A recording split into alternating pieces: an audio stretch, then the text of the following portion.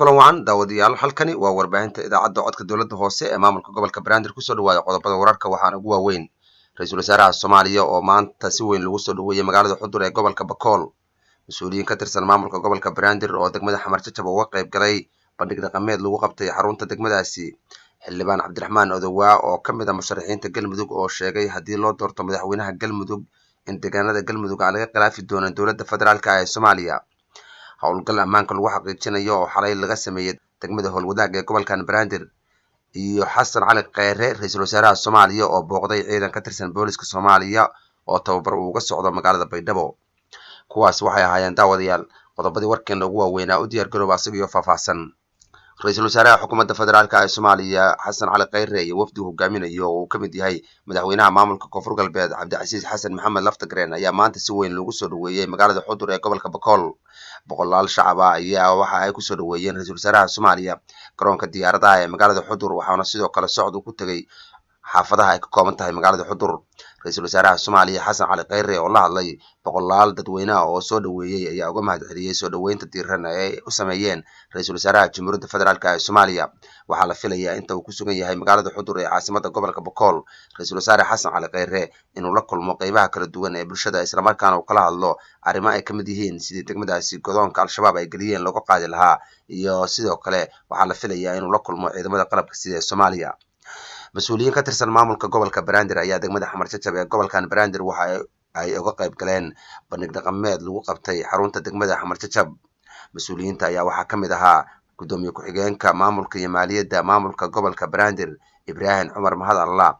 iyo sidoo kale gudoomiyaha ururka haweenka maamulka gobolka Banaadir Jawaar Barqab iyo gudoomiyaha degmadaasi Guhaad Sheekh Xasan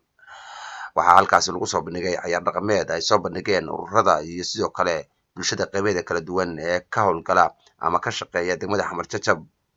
haween aad u badan oo ku labisan dharka xiriirta ah ee hidaha dhaqanka ayaa halkaasi waxay ku soo bandhigeen ciyaar dhaqameed aad loo jeclaystay iyo sidoo kale dalagyada kala duwan ee dalkeena ka baxa Ibraahim Cumar Mahad Allah Ibraahim Dheere oo halkaasi khudbad kooban ka jeediyay ayaa u mahadceliyay maamulka degmada Xamar Jajab iyo bulshada degmadaasi sida wanaagsan oo ay uga soo shaqeeyeen munaasabadan bandhig dhaqameedka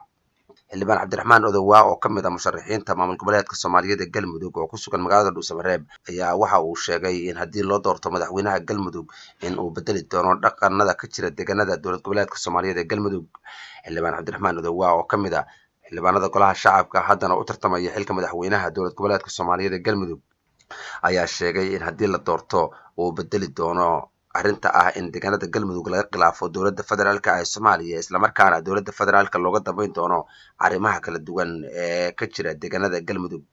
waxa uu xusay in Galmudug iyo sidoo kale dowladda federaalka Soomaaliya aysan iskhilaafi doonin isla markaana haddii la doorto uu noqon doono shakhsiga koobaad ee dhaqankaasi bedelaya lana shaqeyn doona dowladda federaalka ee Soomaaliya Cabdiraxmaan Maxamed Xuseen Odowa ayaa waxa uu ka mid yahay musharaxiin xilligan u ordaysa inay qabtaan xilka madaxweynaha dowlad goboleedka Soomaaliyeed ee Galmudug wuxuuna ku sugan yahay magaalada Dhuusamareeb ee caasimadda dowlad goboleedka Galmudug howlgal ammaanka lagu xaqiijinayo ayaa xalay waxaa laga sameeyay xaafado ka mid ah degmada Howlwadaag ee gobolkan Banaadir howlgalka ayaa waxaa iska kaashaday ciidamada ammaanka iyo sidoo kale maamulka degmadaasi waxaana si gaar ah howlgalladu ay uga dhaceen xaafadda Baarubax Baar Caasho ilaa Nusrudiin waxaana halkaasi lagu soo qabtay ku dhawaad 300 oo ruux oo ka mid ah dhalinyarada xaafadaasi ku nool kuwaas oo baaritaan dheer kadib la sii daayay marka laga reebo tiro tuhmanayaal oo laamaha ammaanka weli gacanta ay ku hayaan gudoomiye ku-xigeenka amniga iyo siyaasadda maamulka gobolka Banaadir Maxamed Cabdullaahi Tulac iyo mas'uuliyiin kale oo ka mid yahay agaasimaha xiriirka degmooyinka gobolka Banaadir ayaa howlgalkaasi qayb ka ahaa oo halkaasi kormeer ku tagay ugu dambeyntii ra'iisul wasaaraha xukuumadda federaalka ee Soomaaliya Xasan Cali Kheyre ayaa booqasho waxa uu ku tagay xero ciidan oo ciidanka biliiska Soomaaliya ay ku tababartaan oo ku taala magaalada Baydhabo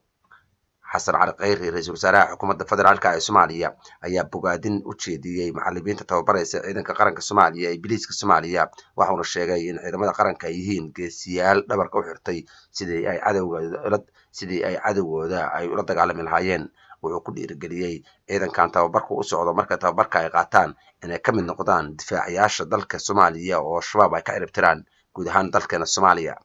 warkii oo aad kala socoteen warbaahinta idaacadda codka dowladda hoose ee qiyaare waanaga intaas tan iyo kulan dambe nabadgelyo